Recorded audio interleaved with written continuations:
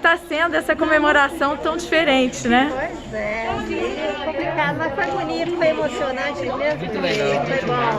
só realizado. Foi bom demais. Agora é correr, né? Trabalhar, encarar esse mundão aí. Vou encarar a realidade agora. Como é que foi para vocês esse tempo dele na Fazé? Olha, eu estou muito emocionado. É uma grande realização quando o filho da gente forma, a família toda fica jubilosa, né? Um grande orgulho entregar para a sociedade um médico, né? Uma grande responsabilidade também. E a gente só tem a agradecer a Deus por a gente ter, né, chegado até aqui, né, ter esse presente que é meu filho, né, agradecer a instituição que formou meu filho, e agora é só comemorar.